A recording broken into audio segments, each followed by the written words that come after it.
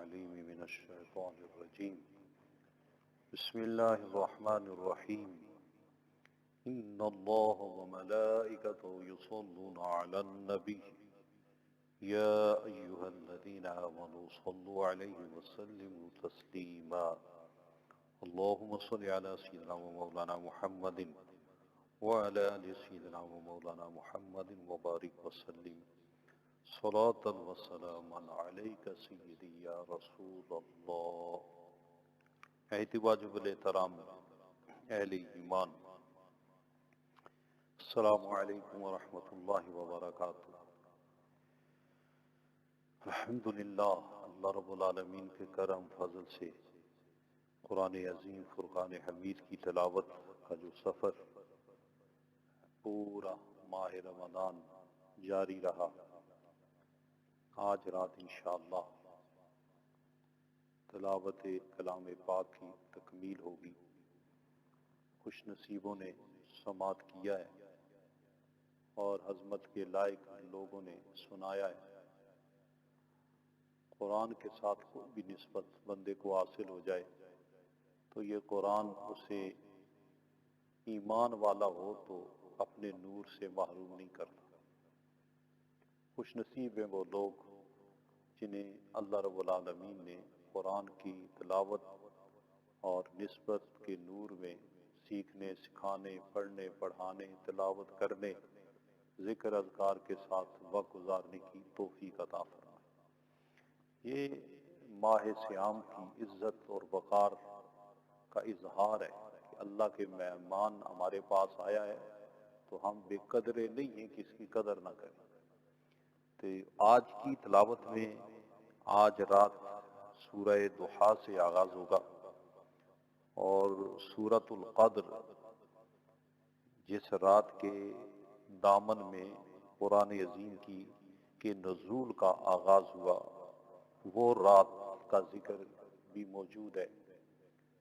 لیلۃ القدر، شب قدر۔ آقا کونین علیہ الصلوۃ والسلام پہلی امتوں کی عمریں اور عبادت سے رنجیدہ خاطر ہوئے کہ میری امت عمر ہی تھوڑی ہے، اس کا بنے گا کیا؟ تو رب العالمین نے فرمایا حبیب کریم انا انزلناہ فی لیلۃ القدر، ہم شب قدر آپ کو عطا کر رہے ہیں جو لیلۃ القدر خیر من الف شہر، جو یہ نائٹ ہے، یہ رات ہے، the night of power is better than 1000 months، ایک رات اس کو ہم ہزاروں مہینے، اگر 1000 مہینہ لے تو 83 سال بنتا ہے۔ اللہ فرماتا ہے اس سے بھی بہتر ہم ایک رات آپ کو دے رہے ہیں، وہ لیلۃ القدر ہے، شب قدر ہے۔ اور شب قدر میں اتنی برکت اور رحمت ہے کہ جبریل امین تشریف لاتے ہیں، جی فرشتوں کے ساتھ آتے ہیں، جو قیام میں ہوتے ہیں، رکوع میں ہوتے ہیں، سجود میں ہوتے ہیں، عبادت میں ہوتے ہیں، دعاؤں میں ہوتے ہیں، دعا مانگ رہے ہوتے ہیں، وہ ساتھ آمین کہہ رہے ہوتے ہیں۔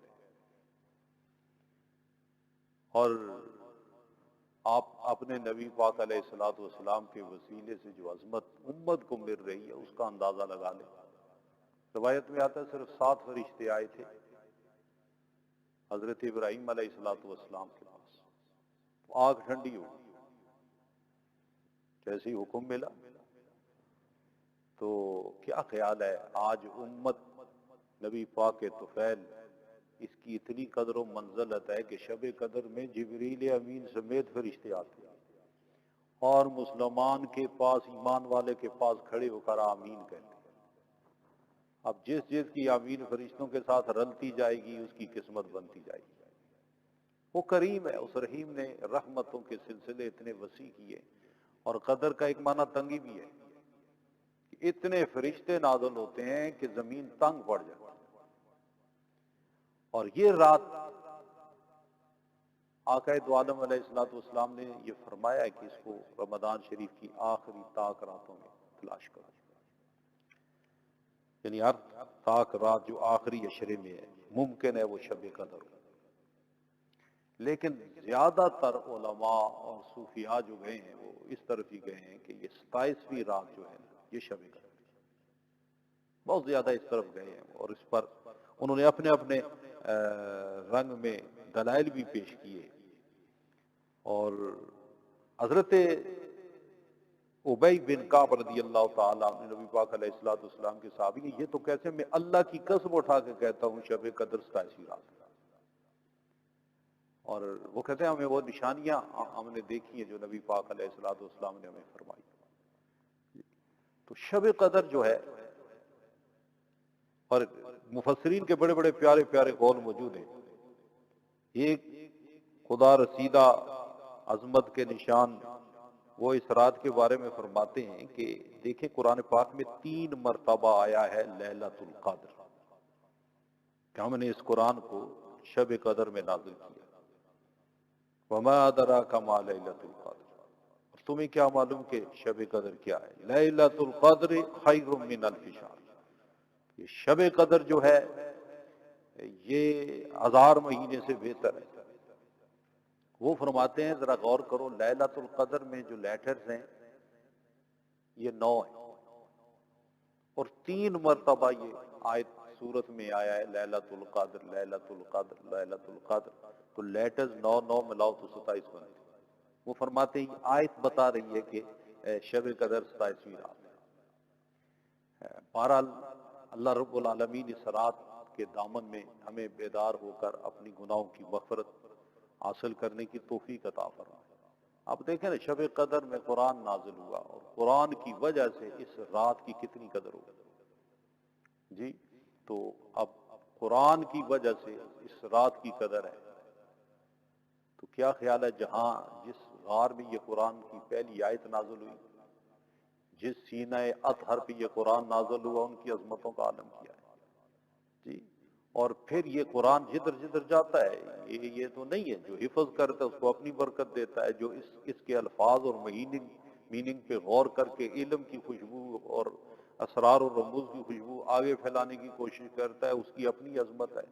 یہ جدھر جدھر قرآن جاتا ہے عظمت دیتا چلا جاتا ہے جی.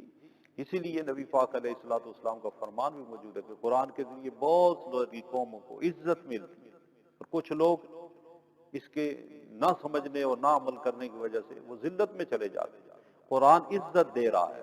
اور ایک رات کے دامن میں شب قدر ہے، اور شب قدر جشن نزول قرآن کی نائٹ جی. اب نزول قرآن، جشن نزول قرآن سبھی مناتے ہیں، ہونا چاہیے. اللہ نے بہت بڑی نعمت دی ہے، بہت بڑا کرم ہم پر کیا ہے کہ قرآن کا نزول ہوا ہے، اور اس رات کو ہمیں جشن کی صورت میں اذکار اذکار کرنا چاہیے، خوشی کو. اس پر آپ دیکھا ہے مساجد پہ لائٹیں بھی لگائی جاتی ہیں عام حالات میں. آج کل تو کورونا نے ہماری ساری ایکٹیویٹیز کو روکا ہوا ہے، اور اس طرح اجتماع نہیں ہو رہے. آپ دیکھتے ہیں ہماری مسجدیں بھر جاتی ہیں اس رات کو، سجدے کثرت سے کرتے ہیں، قرآن کی تلاوتیں ہوتی ہیں. اور خصوصی طور پہ اس رات کو ساری رات لوگ جاگتے ہیں اور مساجد پہ چراغاں کرتے ہیں، صدقہ و خیرات کیا جاتا ہے. تو یہ جشن نزول قرآن ہے. اس لیے سب بھی اس پر کہتے ہیں، یہ اللہ رب العالمین خود خوشی منانے کا حکم دیتا ہے. قل بفضل اللہ وبرحمتہ فبذلک فلیفرحوا ھو خیر مما یجمعون، کہ تمہیں اللہ کا فضل اور رحمت ملے، چاہیے کہ اس پر خوش ہو.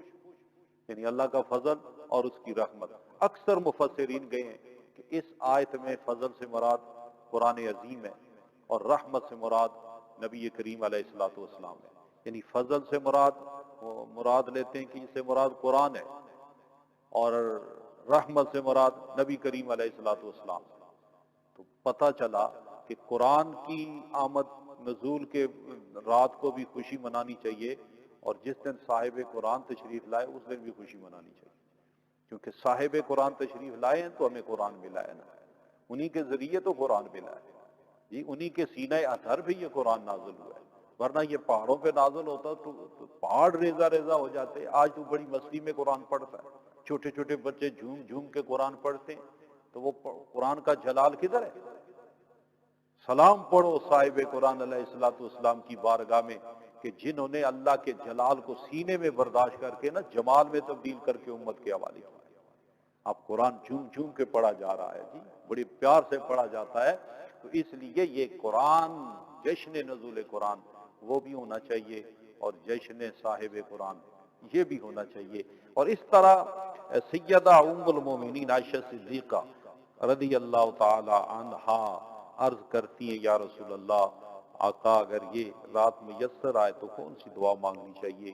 تو آپ نے ارشاد فرمایا، اللہم انک عفو کریم، اللہم انک عفو تحب العفو فاعف عنی یا غفور یا غفور یا غفور فاعف عنا یا غفور، تحب العفو فاعف عنا، اے اللہ تو معاف کرنے کو پسند کرتا ہے، تو سراپا عفو درگزر ہے، معاف کرنا کرتا ہے، اور معاف کرنے کو تو پسند کرتا ہے، مجھے معاف کر۔ تو یہ دعا کی تسبیحاں کرنی چاہیے، سجدے میں جا کے یہ دعا مانگنی چاہیے۔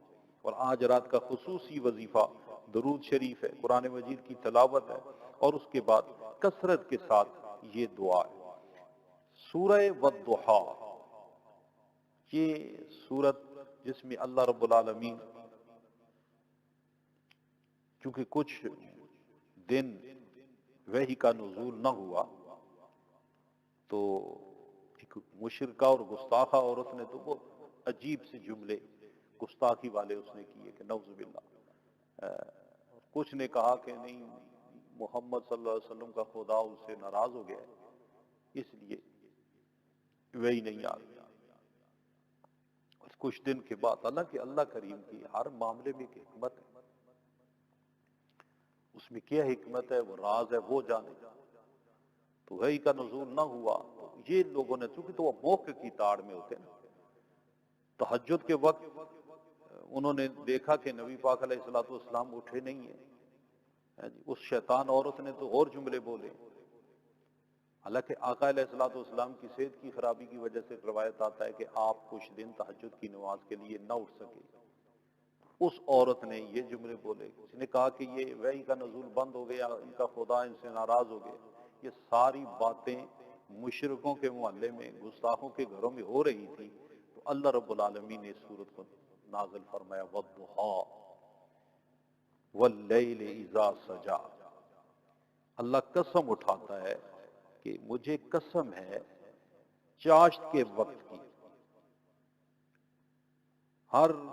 مجھے قسم ہے روز روشن کی، واللیل اذا سجا، اور رات جب سکون کے ساتھ چھا جائے، ما ودعک ربک وما قلی، آپ کے رب نے آپ کو نہ تنہا چھوڑا ہے اور نہ ناراض ہوا ہے۔ اللہ کریم نے قسم اٹھا کی، لیکن اس پر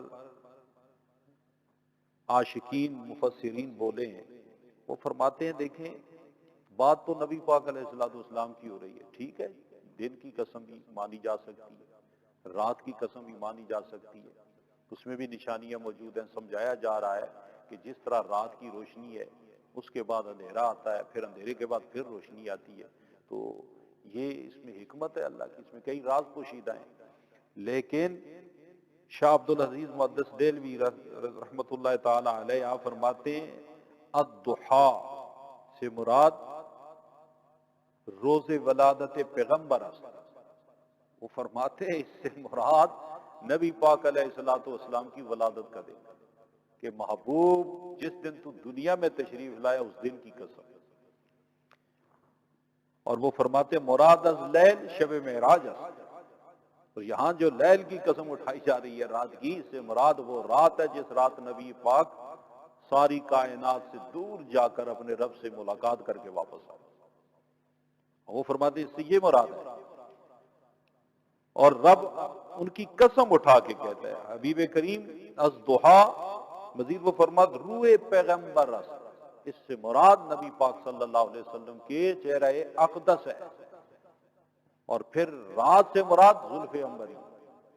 آپ فرماتے ہیں والضحیٰ واللیل اذا سجا، اگر یہ مفہوم سامنے رکھ کے ترجمہ کرو تو محبوب تیرے مکھڑے کی قسم اور تیرے زلف واللیل کی قسم، تیرا رب تجھ سے ناراض نہیں، نہ ہی تجھے اس نے چھوڑا ہے۔ تو اللہ کریم بتا رہا ہے کہ تم ناراضگی کی بات کرتے ہو، وہ خدا جو محبوب کی عظمت اور مکھڑے اور حسن کی قسمیں اٹھاتا ہے، وہ کیسے اپنے محبوب کو چھوڑتا ہے؟ جواب دیا جا رہا ہو۔ اور اس سورۃ پاک میں اللہ رب العالمین نے حبیب کریم علیہ الصلوۃ والسلام کو فرمایا وَلَلْآخِرَةُ خَيْرٌ لَكَ مِنَ الْأُولَىٰ۔ اس میں حبیب کریم کی وہ خصوصی شانوں کا ذکر ہے، وہ عظمتوں اور وہ عنایتوں کا خصوصی بیان۔ ہر آنے والی گھڑی آپ کے لیے پہلی سے بہتر ہے۔ آپ ذرا اس آیت پہ غور کریں کہ ہر آنے والی گھڑی، جی یعنی بعد والی جو گھڑی ہے وہ پہلی سے بہتر ہے۔ ہر بندہ دیکھے، اس کو غور کرے نا تو بندے کی زندگی میں زوال ہے۔ غور کرو، ایک جیسے حالات نہیں رہتے، زندگی زوال پذیر ہو جاتی ہے، دولت زوال پذیر ہو جاتی ہے۔ خود بندہ اپنی زندگی میں دیکھے، بچپن، لڑکپن، جوانی، بڑھاپا، جی زوال ہے۔ بڑے بڑے لوگ عروج پہ جاتے ہیں، گرتے دیکھے، مٹتے دیکھے، نام تک نہیں رہتے۔ لیکن اللہ رب العالمین نے فرمایا محبوب وہ اور لوگ ہیں، آپ محبوب ہیں، میرا نبی ہے۔ فرمایا آپ کے لیے ہر آنے والی گھڑی پہلے سے بہتر ہے۔ یعنی زوال وبال اوروں کے لیے ہے، تیرے لیے کمال ہی کمال ہے، تیرے لیے عروج ہی عروج ہے، تیرے لیے عظمت ہی عظمت ہے۔ اس لیے آپ دیکھتے ہیں کائنات کے ذرہ ذرہ عظمت کا نشان بن جاتا ہے۔ جی کبھی عظمت زمین پر ظاہر ہوتی ہے، جب ظاہری حیات میں تھے تو کس طرح پانی کے چشمے جاری ہو گئے، زمین پہ کھڑے ہو گئے تو اشارہ کیا آسمان کا چاند دو ٹکڑے ہو گیا۔ اور عظمتوں کے یہ سلسلے رواں دواں ہیں، کوئی نہ کوئی کہیں کسی نہ کسی طریقے سے آپ کی عظمت کے تذکرے بلند ہوتے ہیں، اور یہ قیامت تک یہ سلسلہ جاری رہے گا۔ وَرَفَعْنَا لَكَ ذِكْرَكَ، ہم نے آپ کے ذکر کو آپ کے لیے بلند کیا۔ آپ کا ذکر مومن تو چھوڑ ہی نہیں سکتا، وہ تو چھوڑتا ہے تو اس کی عبادت بھی مکمل نہیں ہوتی۔ کوئی اذان دے نا بغیر اس جی، کوئی نماز پڑھ کے دکھائے بغیر آپ، جی قرآن کی آیات پڑھتا چلا جائے، آپ کا نام بھی ملے گا، آپ سے منسوب شانوں والی آیتیں بھی نظر آئیں گی، اور جو گزرتا چلا جائے گا تو قرآن کی آیات میں آپ کی عظمت کے قصیدے نظر آئیں گے۔ اللہ رب العالمین فرماتا ہے حبیب جو زمانہ گزرتا چلا جائے گا نا، تیری عظمت اور نکھر نکھر کے سامنے آئے گی۔ آپ دیکھیں بڑے بڑے لوگ آپ کی سیرت پڑھ کے مسلمان ہو رہے ہیں، آپ کے احوال پڑھ کے مسلمان ہو رہے ہیں، اور نبی پاک صلی اللہ علیہ وسلم کے دشمن ویری وہ اس لیے زیادہ ہے، اٹھ کے سامنے آتے ہیں، انہیں پتہ ہے کہ سارا ایمان ذات محمد صلی اللہ علیہ وسلم میں موجود ہے، اس لیے زیادہ پروپیگنڈا آپ کی طرف کیا جاتا ہے۔ لیکن اس کے باوجود ماننے کے لیے بھی ماننے والے بھی تھوڑے نہیں، آپ کی عظمت کو تسلیم کرنے والے بھی تھوڑے نہیں، اور مخلوق نہ بھی ہو، زمین و آسمان پہ فرشتے ہی فرشتے ہیں جو آپ پر درود و سلام پڑھتے ہیں، اور حبیب کریم کے لیے فرمایا گیا محبوب آپ کے لیے کمال ہی کمال ہے۔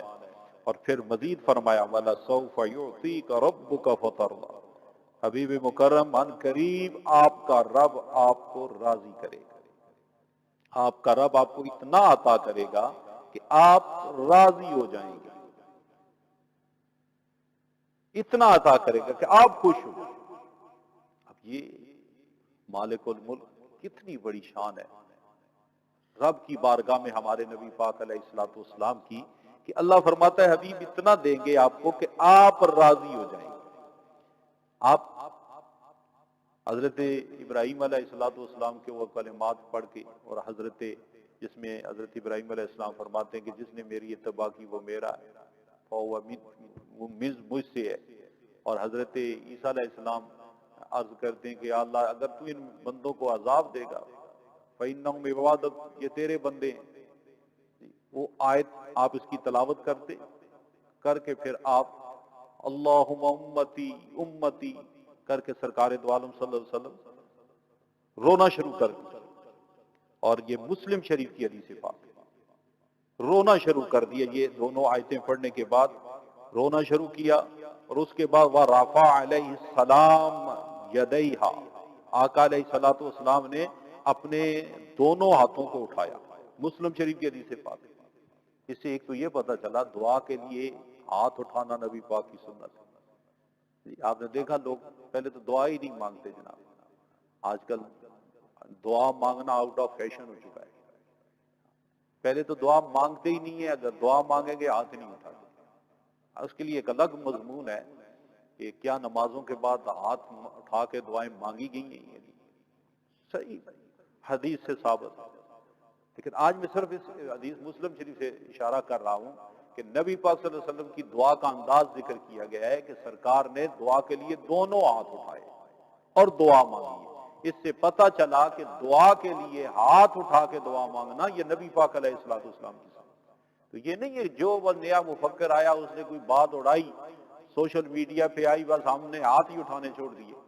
اور پتہ تو کر لو یہ جو نئی مخلوق آئی ہے، نئی سوچ دے رہی ہے، اس سے پہلے بھی مسلمان گزرے ہیں کہ نہیں؟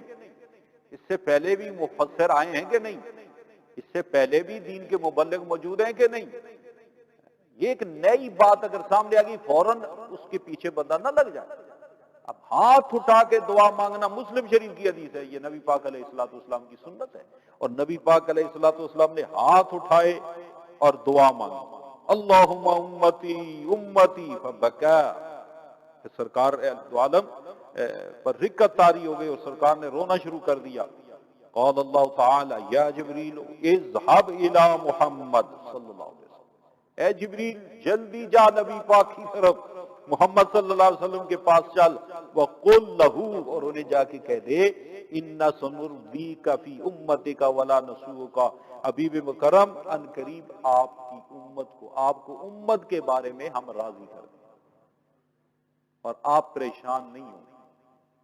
اب کتنا بڑی بات. اس لیے تو امام اہل سنت فرماتے ہیں خدا کی رضا چاہتے ہیں دو عالم، اور خدا چاہتا ہے رضائے محمد. اور جب یہ آیت نازل ہوئی تو آقا دو عالم علیہ الصلوۃ والسلام نے فرمایا، یہ حضرت امام باقر رضی اللہ تعالی عنہ اس کو روایت کرتے ہیں، اور محمد بن حنفیہ آپ کہتے ہیں کہ حضرت علی المرتضیٰ شیر خدا رضی اللہ تعالی عنہ اس کے راوی ہیں، ان رسول اللہ صلی اللہ علیہ وسلم قال اشفع لامتی حتی ینادی ربی اردیت یا محمد واقول نعم یا رب رضیت. آپ فرماتے ہیں میں اس وقت تک اپنی امت کی شفاعت کرتا رہوں گا کرتا رہوں گا کرتا رہوں گا یہاں تک کہ میرا رب فرمائے گا اے محمد صلی اللہ علیہ وسلم کیا آپ راضی ہیں؟ پھر میں کہوں گا یا رب رضیت، اے میرے رب میں راضی ہو گئے. آپ بتائیں کتنے بدبخت وہ لوگ ہیں جو نبی پاک صلی اللہ علیہ وسلم کی شفاعت کے منکر. اگر یہ شفاعت کے ہی منکر ہو تو کیسے گزارا ہوگا؟ اس کے بغیر کس طرح اشر کی مشکلات کو پار کرو گے؟ اور پھر یہ شفاعت کے انکاری چینل پہ بیٹھ کے آوازیں دے رہے ہوتے ہیں، اور لوگ بڑی معلومات دے رہے ہیں، اتنے لوگوں کو کلمہ پڑھا رہے ہیں، اتنے لوگوں کو مسلمان کر رہے ہیں. یہ نہیں دیکھتے کہ یہ شفاعت رسول کا منکر ہے، یہ نبی پاک صلی اللہ علیہ وسلم کی توہین کرتا ہے، جملے ایسے بولتا ہے جس میں نبی پاک کی توہین ہے. اور خدا کے بندو کلمہ پڑھا ہے نبی پاک کا، ہم نے کسی مولوی کا کلمہ نہیں پڑھا ہے، نہ ہی کسی جھوٹے پیر کا کلمے پڑے ہوئے، کسی پیر کے کلمے پڑے ہوئے. پیر گمراہ ہو جائے اسے چھوڑو، مولوی گمراہ ہو اسے چھوڑو. جو عقیدہ اور عقیدت میں تباہ و برباد ہو جائے پھر تو لگتا کیا ہے ہمارا؟ عقیدہ ہی تو ہے، نبی پاک کی نسبت ہی تو ہے، اللہ اور اس کے رسول کا پیار ہی تو ہے، اور اس کے دین کا صحیح ستھرا مبلغ، اسی کی وجہ سے تو کسی کا احترام کرتے ہیں. اور جو ظاہر باطن سے نبی پاک کا ادب و احترام کر کے سنت پہ چلنے والا، اللہ کی محبت میں رہنے جینے والا وجود ہو، اسی کو تو صوفی کہتے ہیں، اسی کو تو پیر کامل کہتے ہیں. اور جو پیر تھڑ جائے، رڑ جائے، بد عقیدہ ہو جائے، پھر وہ کہیں جی میرا پیر ہے. وہ تیرا پیر ہے، اس پیر کا مقام زیادہ ہے یا نبی پاک علیہ الصلوۃ والسلام کا مقام؟ اس لیے اہل ایمان فتنے تو آئیں گے، فتنے باز بھی آئیں گے، نئی نئی آوازیں آ کے اٹھائیں گے. اب اسی صورت میں دیکھیں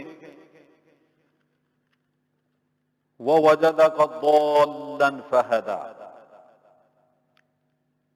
ہم نے آپ کو اپنی محبت میں وارفتہ پایا اور منزل مقصود تک پہنچایا. وہ وجدک ضالا. اب یہ نبی پاک صلی اللہ علیہ وسلم کے بارے میں اللہ فرماتا ہے حبیب مکرم. ضالن کا معنی مفسرین نے، چونکہ ضالن کا معنی عربی زبان ہے، یہ بڑی وسیع زبان ہے، اس کے ایک ہی معنی نہیں ہے. اب اس کے مشہور معنی تو کیا ہے؟ اس کا مشہور معنی یہ بنتا ہے کہ راہ راست سے بھٹک جانا، گمراہ ہونا، عقیدہ و عمل میں غلط راستہ اختیار کرنا. اس کے لیے یہ ضالن کا لفظ استعمال ہے. لیکن صرف یہی معنی نہیں، اس کے علاوہ معنی بھی موجود ہے.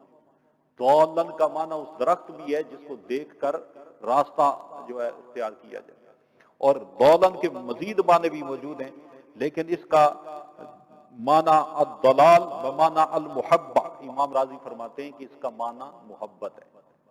جس طرح وہ کہتے ہیں سورہ یوسف میں دیکھیں کہ حضرت یوسف علیہ السلام کے بارے میں پورا جو واقعہ اس میں آ رہا ہے، اور اس میں ما ضل، اس صورت میں اس کا ذکر آ رہا ہے کہ انکا فی ضلالک القدیم، کہ آپ تو ان کی پرانی محبت میں. اب یہاں دلالہ کا معنی گمراہی کریں گے تو نعوذ باللہ نبی علیہ السلام حضرت یعقوب علیہ السلام. تو یہ دلال کا معنی وہ دلیل دیتے ہیں کہ یہاں جو معنی ہے نا دلال، یہ المحبہ ہے.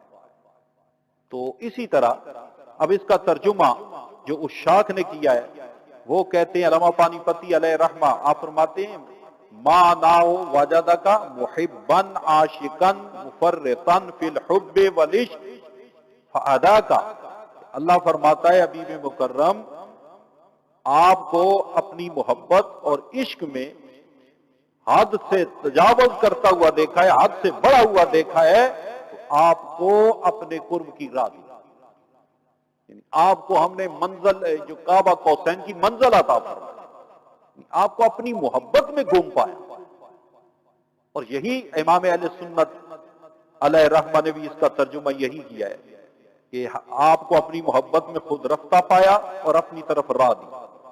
اور حضور ضیاء الامت رحمۃ اللہ تعالی علیہ نے ترجمہ کیا ہے کہ آپ کو اپنی محبت میں خود رفتہ پایا تو منزل مقصود تک پہنچایا.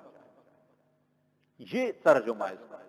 لیکن یہاں بھی کچھ لوگوں نے اپنی روایتی قسم کی بے احتیاطی کی، ضالن کا معنی وہی کیا جو عام زمانے میں چل رہا ہے. یہ نہیں دیکھا کہ مخاطب کون سی ہستی ہے،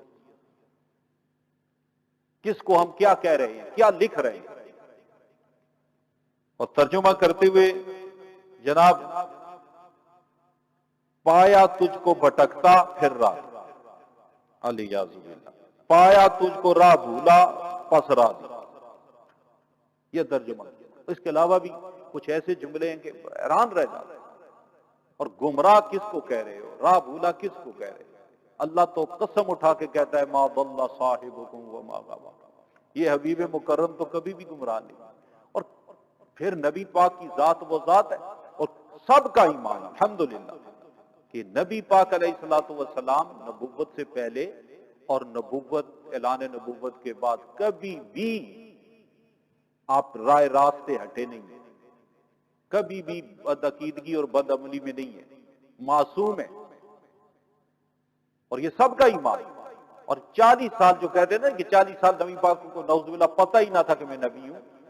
بکریاں آ کے سجدے کرتی تھی، درخت آپ کو سجدے کر رہے ہیں. سیاستہ کی حدیث پڑھو، نبی پاک جا رہے ہیں، حضرت علی المرتضیٰ فرماتے ہیں جس پتھر کے سامنے سے گزرتے ہیں وہ پتھر نبی پر سلام پڑھتا ہے. پتھر کو پتہ ہے یہ نبی ہے، بکری کو پتہ ہے یہ نبی ہے، درخت کو پتہ ہے یہ نبی ہے، اور نبی کو پتہ نہیں ہے کہ میں نبی نہیں ہوں. کیا احمقانہ سوچ ہے، کیا نادانی ہے، کس قدر بے ادبی اور تعصب ہے نبی پاک کی ذات کے ساتھ. جی قرآن تو بتا رہا ہے عیسیٰ علیہ السلام کو بوڑھے میں اعلان کرتے ہیں انی عبداللہ. تو پھر کرسچن کہہ سکتے ہیں ہمارا نبی افضل ہے، جسے بچپن میں پتا تھا میں نبی ہوں، تمہارے نبی کو تو 40 سال بھی پتا نہیں تھا. میں یہ کس کو موقع دیا جا رہا ہے خدا کے بندو. اور پھر جب نبی پاک صلی اللہ علیہ وسلم نے اعلان نبوت کیا، قولوا لا الہ الا اللہ تفلحوا، تو کون سی دلیل مانگی؟ دلیل دو. آقا دو عالم صلی اللہ علیہ وسلم نے فرمایا کہ کیا تمہیں پتہ نہیں کہ میں نے تم میں زندگی گزاری ہے؟ اور سورہ یونس فقد لبثت فیکم عمرا من قبلہ افلا تعقلون، بس میں نے تم میں زندگی بسر کی ہے، زندگی کا حصہ کیا تم جانتے نہیں ہو، تمہیں عقل نہیں ہے۔ نبی پاک صلی اللہ علیہ وسلم نے توحید کے دعویٰ پر، توحید کے دعویٰ پر جو دلیل پیش کی وہ 40 سالہ زندگی پیش کی، وہ تو اتنی پاکیزہ تر ہے، اتنی طیب و طاہر ہے۔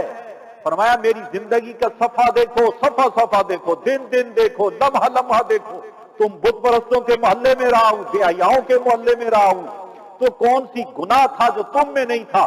تمہارے درمیان اتنا پاک ستھرا اخلاق میں سامنے رکھ کے تمہارے سامنے آئے، کوئی جھوٹ کوئی عیب میرے دامن میں دکھاؤ، اگر 40 سالہ زندگی میں کوئی عیب نہیں دکھا سکتے تو پھر مانو اللہ ایک ہے۔ جو وقت نبی پاک نے عقیدہ توحید کے طور پر، اس کے دعویٰ پر دلیل کے طور پہ دیا ہے، تم کہتے نہیں پتہ ہی۔ اور قرآن کہتا ہے حبیب اس وقت کو ان لوگوں کے سامنے دلیل کے طور پہ پیش کر، برہان کے طور پر پیش کر۔ اور اس طرح آقا دو عالم علیہ الصلوۃ والسلام کے مقدس، اب دیکھیں یہ شان ہے نبی پاک علیہ السلام، یہ عظمت ہے۔ اب اسی صورت میں، اسی آج کی رات کی تلاوت میں سورہ آ رہا ہے اقرأ بسم ربک الذی خلق۔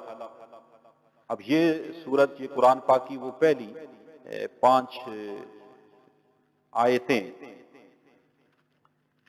پہلی 5 آیتیں جو نازل ہوئی ہیں، اور وہ اللہ تعالیٰ نے حبیب مکرم علیہ الصلوۃ والسلام پہ جب ان کا نزول ہوا تو یہ پہلی 5 آیتیں ہیں سورۃ العلق۔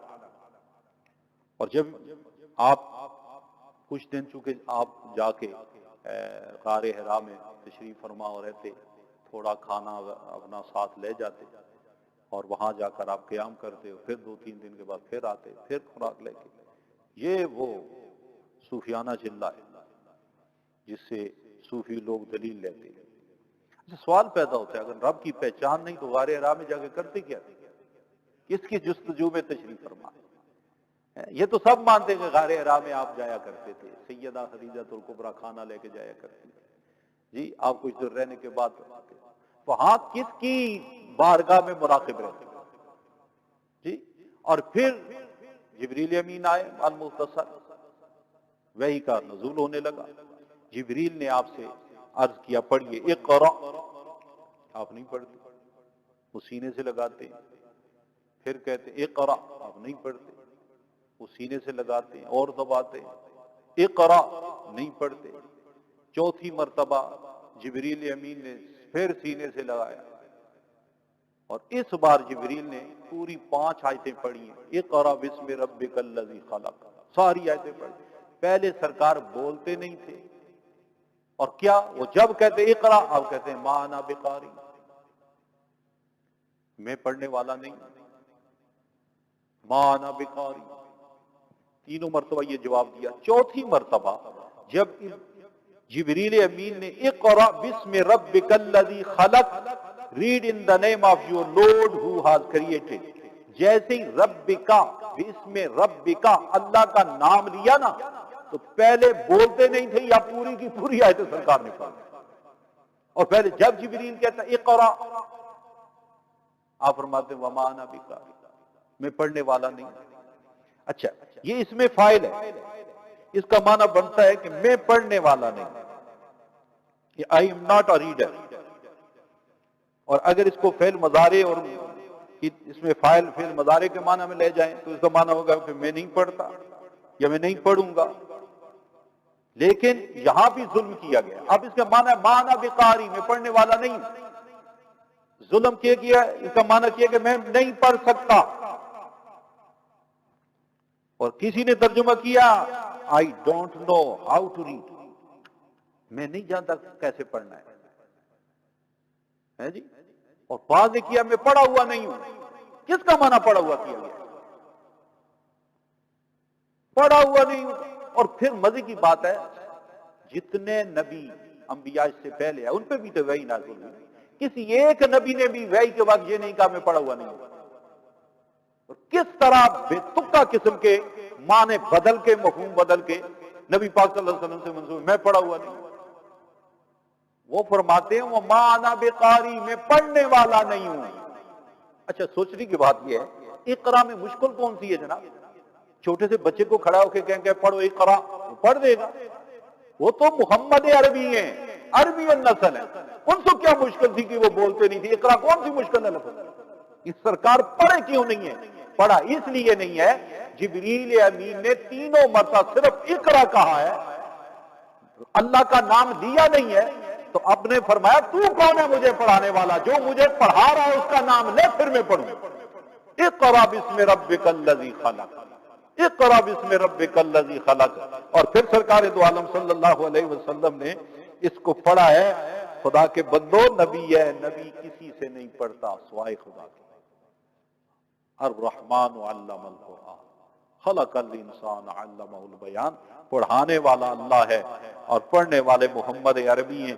پھر یہ 5 آیتیں نازل ہوئی ہیں سب سے پہلے، اور اس طرح قرآن عظیم فرقان حمید کی عظمتوں اور تلاوتوں اور یہ خوبصورت نسبتوں کا یہ سفر ہے، یہ صرف رمضان شریف کی حد تک رہنا نہیں چاہیے، سارا سال ہی رہنا چاہیے۔ یہ تو ہماری ایک پریکٹس ہو گئی ہے، اور الحمدللہ اللہ کریم کا ہم شکر ادا کرتے ہیں اس بات پر بھی کہ اس نے جو بھی استطاعت ہے، دیکھیں یہ تو سمندر ہے، ناپیدا کنار سمندر ہے، اس کے موتیوں کا احاطہ تو ناممکنات میں سے، لیکن اس کی ضرور حاضری لگ رہی ہے، بس حاضری، چونکہ اتنے ہیں کہ حاضری لگ رہی ہے، کتنی حاضری لگ رہی ہے یہ مالک کا کرم چاہیے۔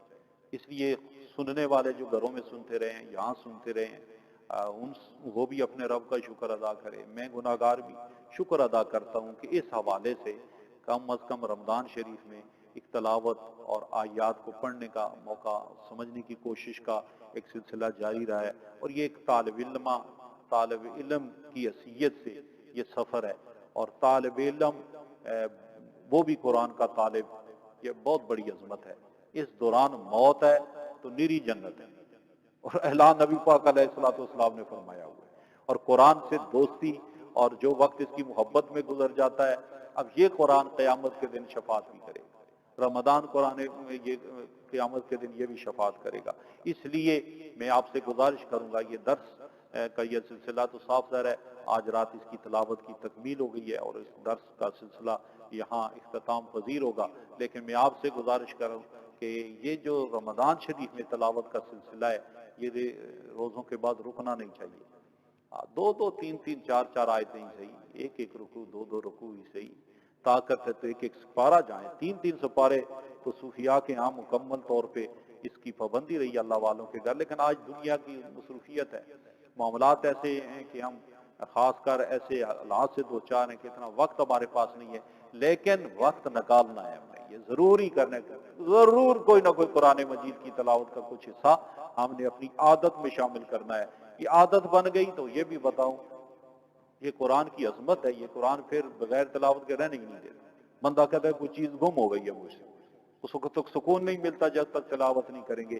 تو قرآن مجید کی طرف آئیں، تلاوت کی طرف آئیں اور اس کو سمجھنے کی کوشش کریں، لیکن میں دعوت فکر ضرور پھیر دوں گا، ترجمہ لیتے وقت، ٹرانسلیٹڈ قرآن پاک رکھتے وقت ضرور چیک کر لیا کریں، کچھ آیتیں میں نے ان کی رہنمائی کی ہے، الحمدللہ میں نے کتاب بھی ان دنوں میں مکمل کر لی ہے، آواز قرآن کے نام پر، الحمدللہ اس میں یہ ساری چیزیں میں لے آیا ہوں، چونکہ 21 سال تو یہاں فیضان مدینہ میں الحمدللہ درس کا سلسلہ جاری ہے، 26واں پارہ ہماری روٹین میں ویسے جاری ہے، اور ہر سال خلاصہ کی بیان کرنے میں بھی سعادتیں نصیب رہی ہیں، تو میں نے ان آیات پہ اشارے کیے ہیں، وضاحت کی ہے، ایسی آیت کسی بھی ترجمے دیکھو تو وہاں اپنا ایمان بچاؤ، اس ترجمے کی طرف دھیان نہ دو، کیونکہ اس میں بے ادبی کی گئی ہے، گستاخی کی گئی ہے۔ اللہ تعالیٰ ہمیں گستاخوں کی شر سے محفوظ فرمائے، دعا فرمائے اللہ رب العالمین نبی پاک علیہ الصلوۃ والسلام کے طفیل ہماری زندگی کے چھوٹے بڑے جتنے گناہ ہیں معاف فرما، اللہ قرآن کے نور سے سینے روشن فرما، اس کی ہدایات کے مطابق چلنے کی توفیق عطا فرما، قرآن عظیم میں جن عظمتوں کے نشان، عظمتوں کے سلطان لوگوں کی عظمتیں اللہ کریم نے قرآن مجید میں بیان کی ہیں، اللہ جن کی عظمت شان قرآن میں تو نے بیان کی ہے، ان میں ہر ایک فرد کا ہمیں احترام کرنے کی توفیق عطا فرما، ہر ایک جماعت کی ہمیں احترام کرنے کی توفیق عطا فرما۔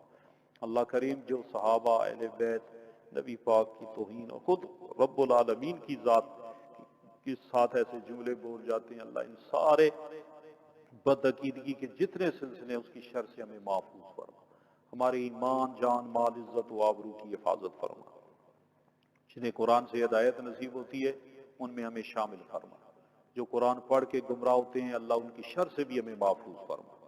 اللہ رب العالمین اپنی بارگاہ میں شکرانے کے سجدے ادا کرنے کی توفیق عطا فرما۔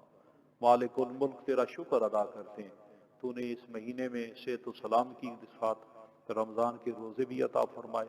اللہ رب العالمین پھر یہ درس قرآن کے سلسلے سننے سنانے کی توفیق عطا فرمائی، جو کمی کوتاہی غلطی ہوئی اللہ معاف فرما۔ اللہ رب العالمین اپنے کرم سے ہماری کوتاہیوں سے درگزر فرما، اور جن کے گھر سننے سنانے تو قبول فرماتا ہے اور قیامت کے دن قرآن کی شفاعت نصیب فرماتا ہے، اللہ ہم ناقص لوگوں کو ان کامل لوگوں کی جماعت میں شامل فرما۔ الہ العالمین نبی پاک علیہ الصلوۃ والسلام کی محبت میں رہنا، جینا، مرنا عطا فرما۔ جتنے اعتکاف والے موجود ہیں اللہ، ہماری مائیں بہنیں بیٹیاں جو گھروں میں اعتکاف کر رہی ہیں، ازواج مطہرات کے اعتکاف کی برکت سے، اہل بیت اطہار کی مقدس مستورات اور اللہ والی بندیوں جو اعتکاف میں موجود ہیں ان کی برکت سے اللہ ہماری ان مائیں بہنیں بیٹیوں کے اعتکاف کو بھی قبول فرما۔ اللہ رب العالمین جو مرد اعتکاف کی حالت میں مساجد میں بیٹھے ہوئے ہیں، اللہ رب العالمین نبی پاک علیہ الصلوۃ والسلام کی اعتکاف، خلفائے راشدین، اہل بیت اطہار، جملہ صالحین امت کے اعتکاف کی برکت سے اللہ جتنے بھی اہل ایمان اعتکاف کی حالت میں ہیں ان کا اعتکاف قبول فرما۔ اللہ کریم ظاہری باطنی برکتیں بخششیں عطا فرما۔ یا الہ العالمین آنے والے سال میں اگر ہماری موت ہے، ایمان والی موت ہمارا مقدر فرما، سچی توبہ والی موت ہمارا مقدر فرما، نزا کے وقت کلمہ پڑھنے والی موت ہمارا مقدر فرما، نبی پاک کی زیارت والی موت ہمارا مقدر فرما، جنہیں بعض اپنے فضل سے تو بخش دیتا ہے اللہ ان میں ہمیں شامل فرما۔ جتنے ہمارے گزر چکے ہیں دنیا سے اللہ، ہمارے جو مشائخ ہیں جن کی دعاؤں کے صدقے میں ہماری زندگی کا سفر جاری ہے اللہ ان کے درجات اور بلند فرما۔